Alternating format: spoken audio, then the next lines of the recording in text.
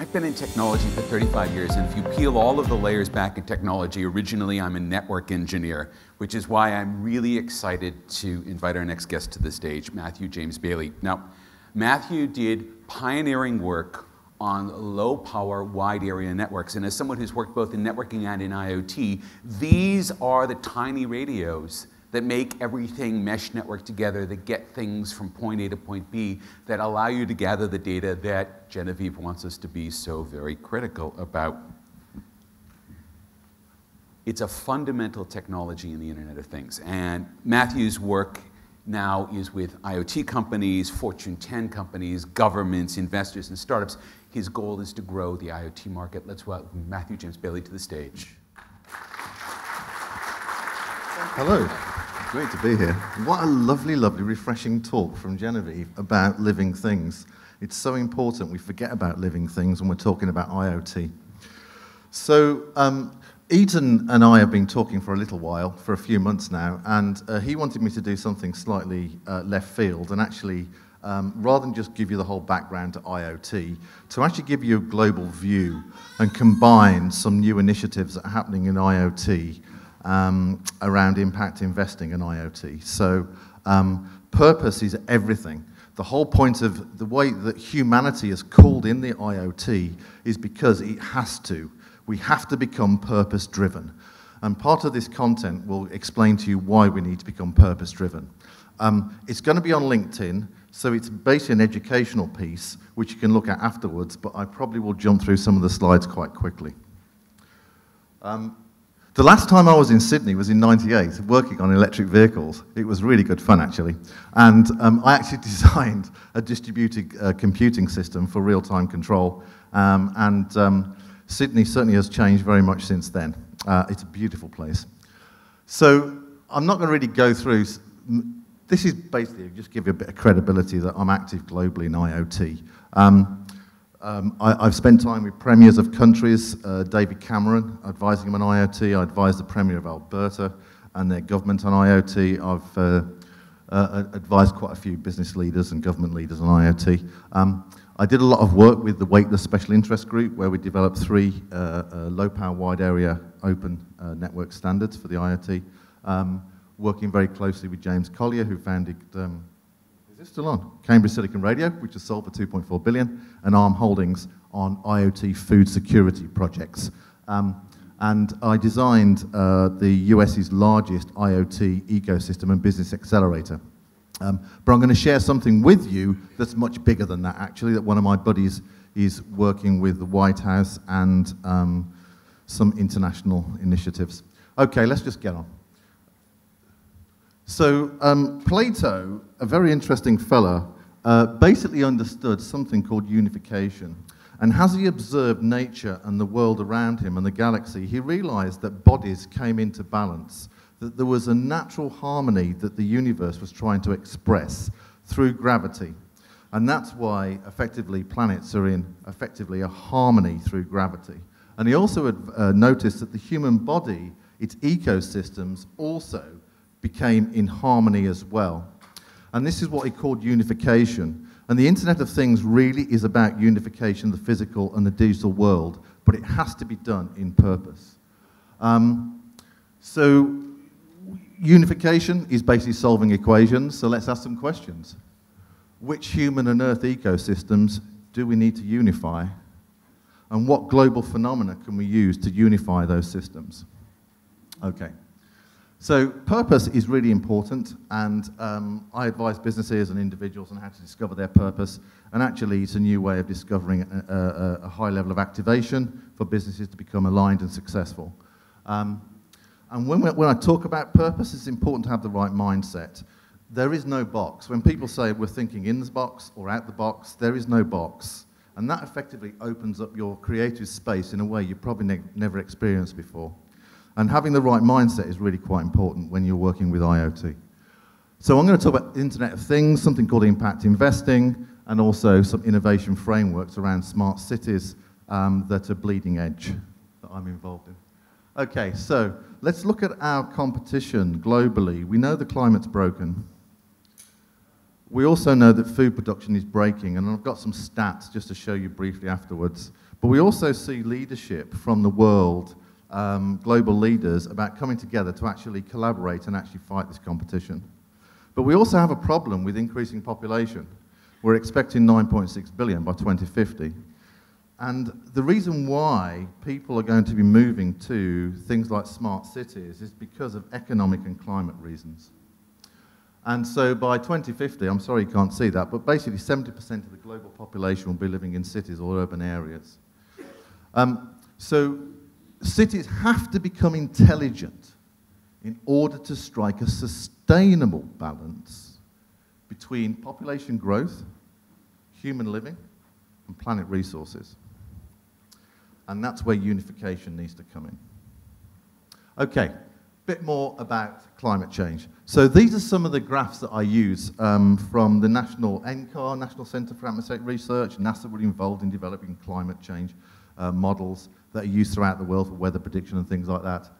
And the bathtub is a great example of understanding what climate change is about and the problems we face. So if you imagine that carbon dioxide, okay, that we put into the air is basically the water going in the bathtub, and the sink, i.e. the hole in which the CO2 or the water flows out and gets dispersed and absorbed is done by rainforests primarily and oceans. Well, as we're starting to pollute the oceans and as we're starting to cut down the rainforest, then effectively the hole in the bathtub is getting less and less, but we're still putting more CO2 in the atmosphere. So effectively the bathtub's overflowing. And this is the problem we're facing with our climate globally at the moment. So effectively, things like 30 billion tons of CO2 are released into the atmosphere per year globally, and it's really quite a problem. Most of it has come through industry on the left-hand side, electricity generation, coal-fired power stations. Great book to read. Bill Ritter, the former governor of Colorado, has done some tremendous work around new technologies and moving from coal power into clean technologies. Wonderful, wonderful man. It's called Powering Forward. So if you get a chance to read that, some great insight into evolving from coal power into new generations. Okay, so let's look at some devastating effects. Climate change effectively results in the ice caps melting, but also disease increases. Disease in our crops increase, which means the yield gets less. Disease that we see the Gates Foundation trying to fight with malaria. But also, this graph here about species dying off, and to Genevieve's point, this is from Fauna and Flora, who are the biggest conservation organisation from the UK, international remit. I was very fortunate to have dinner with Sir David Attenborough not long ago. And we're seeing species die off 1,000 times faster than they should do. And that's due to human activity. And so, you know that 70% of the pollination of crops in the US is due to bees, okay? So when the almond crops need pollinating, the US has to ship in literally all the bees in the US to actually go and pollinate the crops in California. Bees are really, really important. And we see some issues with Bayer, who basically put in some chemicals into the fertilizer and pesticides that actually killed off bees in 35 states in the US. So we have to be really, really mindful in how we steward our environment. And I think that IoT, to Genevieve's point, can actually give us some great insight here.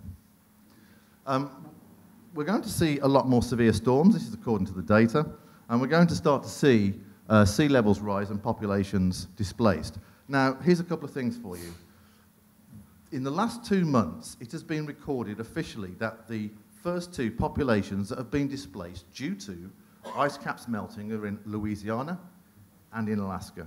This is starting to happen. If ice caps increase by 1.5 meters, if the sea levels increase by 1.5 meters, then 18 million people in Bangladesh get displaced. So we have to be really, really mindful about reducing our impact on the climate. We really, really need to start reducing these emissions. And agriculture is threatened, as you're probably aware. So basically, climate change is global, but it affects economies. When we have severe storms, or we have drought, so the Texas ag economy lost $3.2 billion due to drought in 2012. Climate change is really starting to hit economies, and it affects people, and it affects species. So we have to be mindful of that. Now, this is a graph that I use. This is from NCAR as well.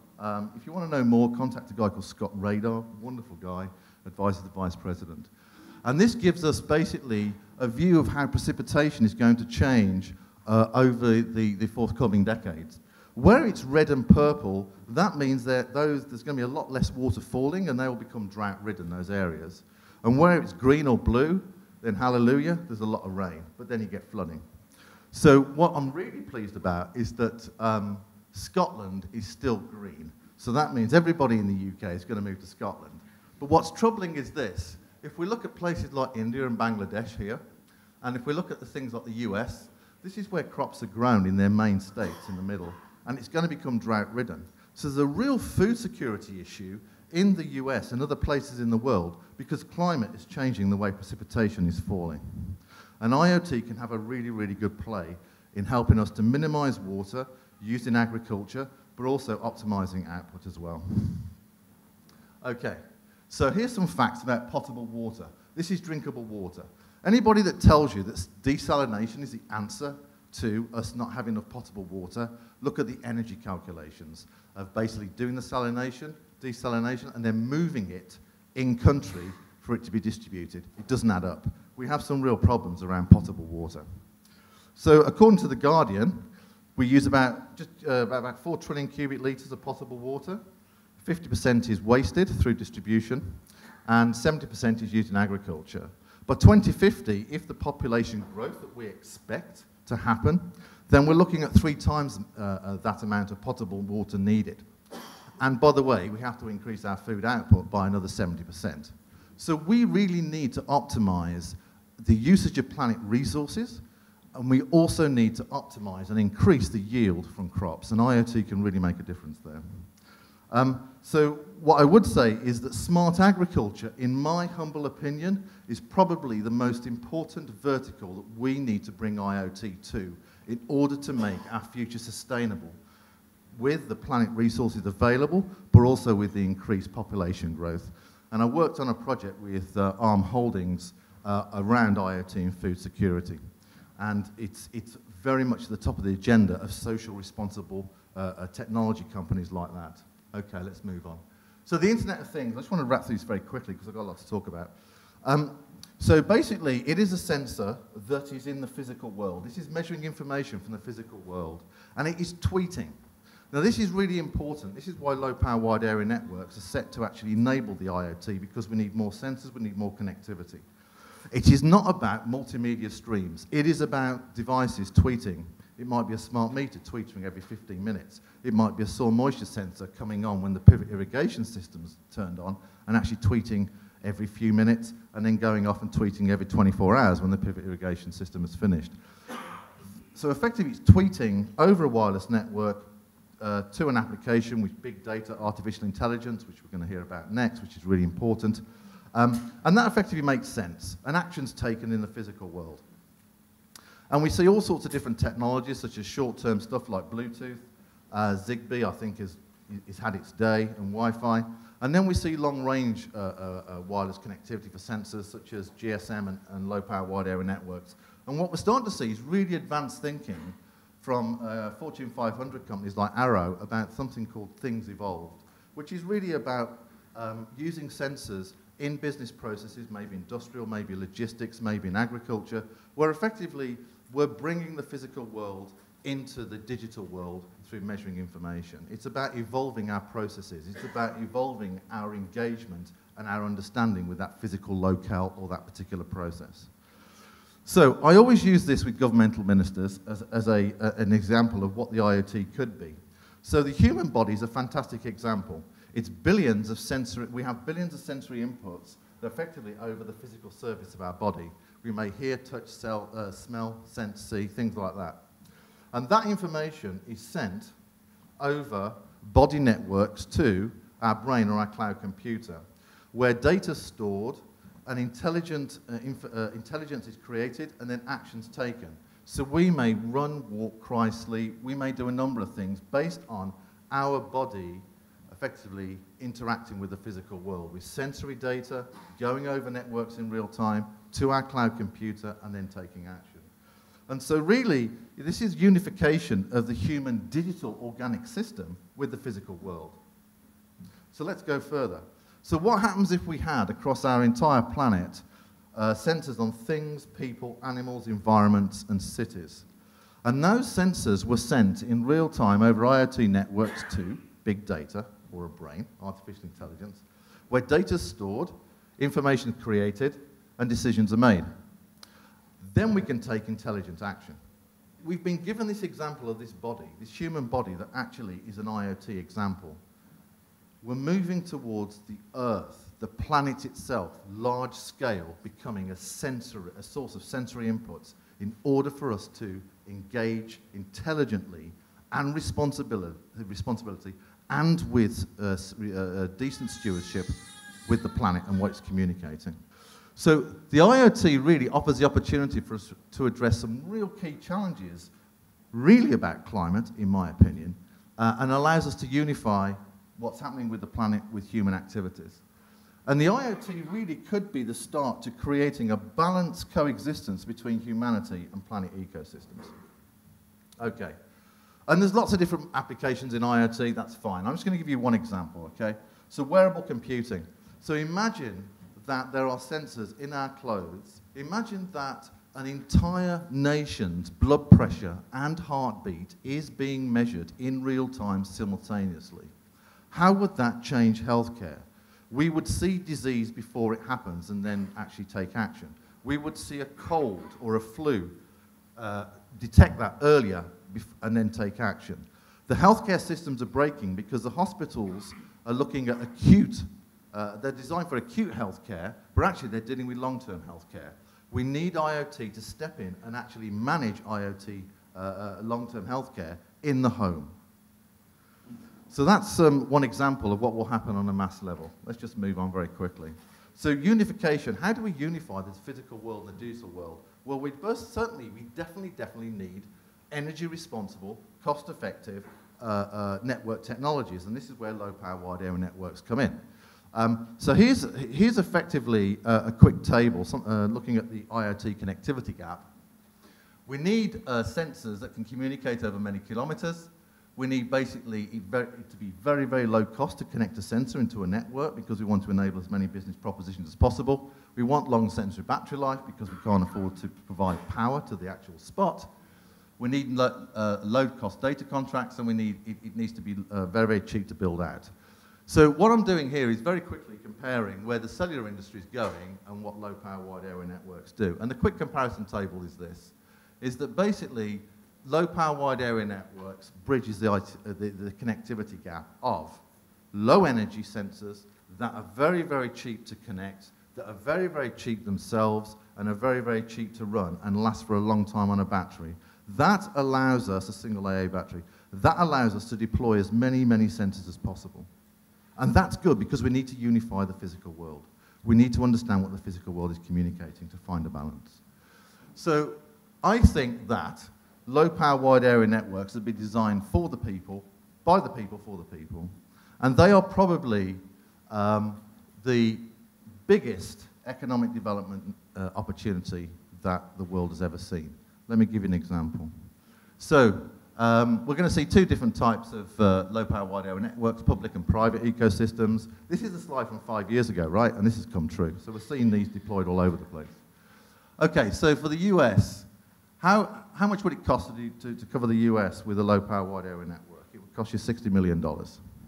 And that will give you 14 billion IoT sensor connections available for innovation to enable business propositions in smart cities, smart agriculture, smart environment, smart transport, you name it.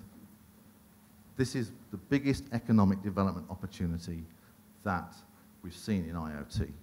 It's low cost, but enables many, many, many organizations to participate cheaply to innovate and stimulate economic growth.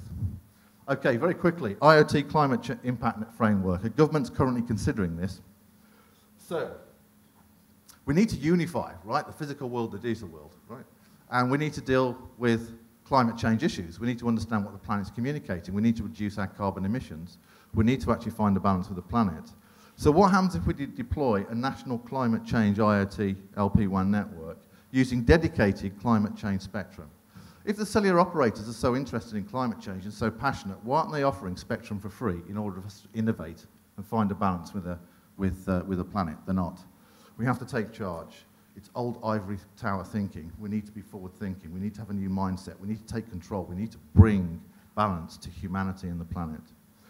So this would actually take, this would be taking global mandates from COP21, it would take government mandates, and it would also take state mandates. And so this open climate change national LP1 network would enable everybody from the public and private sector to build climate-focused, climate-impacting business propositions to bring into their nation. The government should consider this, because there are other governments thinking about this. And so effectively, we should bring in IoT and we should bring in big data and artificial intelligence, because if we have all this sensor data, we need to be able to bring intelligence and basically make sensible decisions. So what IBM are doing is really, really quite important. And so what happens if we can measure the carbon footprint of every activity in society and business? What happens if we can measure that? Then we can start making a difference in terms of how we are engaging with the planet. We can start reducing our CO2 emissions. We can start being more responsible. And for all those people out there that are really interested in just making money, there'll probably be a new carbon emissions stock exchange that will come through this. We need to be mindful of what the planet has been communicating to us. We have to be responsible. And it's up to us to take action. Okay. Okay, let's just move on very quickly. So impact investing. Right, I need to go through this very quickly. Has anybody heard of impact investing? No. Okay, fine. So basically, it's a unification of finance, doing good, sustainability, and ROI. So effectively, according to the New York Society of Security Analysts, this is the new megatrend. Let's bring it up a notch. Women millennials are going to inherit $60 trillion of philanthropic capital in the next 20 to 40 years. $60 trillion. And they are investing in impact-focused businesses. They want to do good in the world. They want to leave a legacy. The whole investment around IoT is going to change because of women millennials. A huge tranche of capital to be invested in doing good in the world. Okay, let's move on. Banks, financial institutions are now waking up to impact investing. And guess what? It's actually outgrowing traditional investment approaches. So we need to be mindful of impact investing. And by the way, the UK, Canada, Singapore, and South Africa have launched an impact investing stock exchange because they see many more businesses coming forward because of impact investing. We're going to see more and more impact investing types of businesses happening that are actually doing good, making money, of course, but their focus is about purpose. It's about doing good in the world. Okay, quickly. So can we unify IoT and impact investing? I'm happy to share this with you, but this came from a conference many, many years ago with some thought leaders about how can IoT create a framework in which impact investing will work with it. So effectively, this is something called the impact phenomenon, and basically it is an innovation framework for impact investing using IoT. So effectively, this innovation framework is configurable for local, national, and global reach. It's an alliance of partners, local, national, global, private and public. Contains the best-in-class IoT, big data, and artificial intelligence. Let me give you an example. What happens if an impact investor says, you know, tell you what, I want to basically protect the food in a particular nation in Africa. If IoT has some smart agriculture solutions using different sensor technologies, different connectivity technologies, big data and artificial intelligence, we can create a template in which they can invest in order for those business propositions to be launched. So we need to really think about that sort of thing. There's lots of innovation models that we can use in terms of this framework, tech cluster models, accelerators, incubators.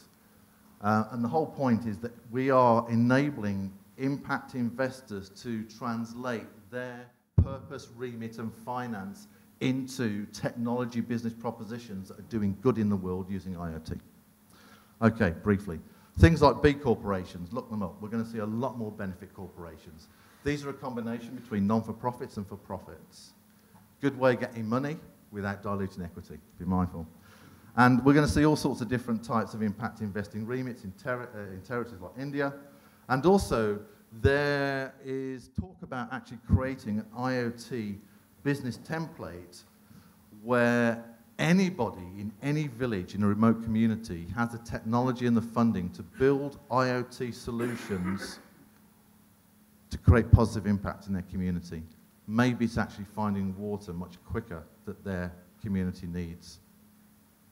Maybe it's actually new healthcare. We need to empower the locales and the educated in those locales to actually develop their own IoT business solutions. And the Raspberry Pi is very important for that. Okay, briefly. There's two things I want to share with you before we close. Meet Chris Resendez, and he's based in Massachusetts. He's a great friend of mine, and he has founded something called IoT Impact Labs.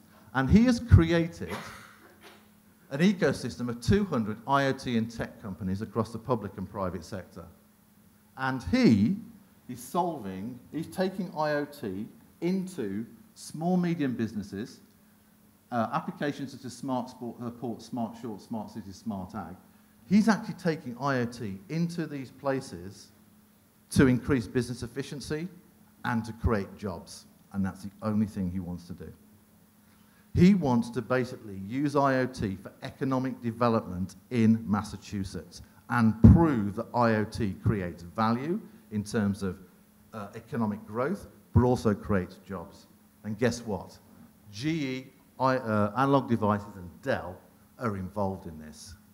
Enormous organizations that have effectively partnered with an agile innovation framework in order to bring their IoT technology to the masses and in purpose and to make a difference. And it gets better. Forbes are writing about this. Oh, and by the way, he has a cybersecurity model that he's partnering with internationally for smart cities, underwritten by the very top of the United States of America. And there's going to be some international partnership announcements that are going to happen. I don't know where the red light's gone. And so, in my opinion, find out more about this. Contact Chris Resendez. If you are doing smart city initiatives, this, in my opinion, is leading the world. Okay, briefly, Denver South. What's going on in Denver South? I've got a minute. Denver South Economic Development Agency. They have 2 counties, 6 tier 2 cities, 2 towns, and we're bringing IoT to those counties, those cities, and those townships to solve problems in government and also in business. And so we have a very simple innovation engine. We take challenges and measures, we take funding and partners, we bring in IoT tech and best practices, and then we deliver solutions. And what's interesting is that there's a 2,500 acre spot, greenfield site, where a brand new smart city is going to be built in the city of Lone Tree. This will have IoT integrated as it's being built. And it will become an open innovation platform for the city, for the citizens, and for anybody else that wants to come in and trial new IoT technologies. And we will be looking at new types of privacy and security models as well. Because I believe that we need to become CEO of our own data. It's time for trusted escrow and new types of secure vaults to become online in order for you to control your data, to have conversations with organizations that want to use your data for a fair exchange. Okay, and these are the type of applications we're looking at. So very quickly, conclusions. The physical world absolutely must unify with the digital world. It's a choiceless choice. It's important to develop a purpose-driven business culture. We need to have the right mindset and have a social mindset and be ready for impact investing. And IoT is there. We've created it to solve and address some global challenges to protect our future. So So thanks very much. Love to finish with Einstein. Love this guy. Imagination encircles the world. So let's imagine a purposeful world, a better world together, and let's all collaborate and make it happen. Thank you.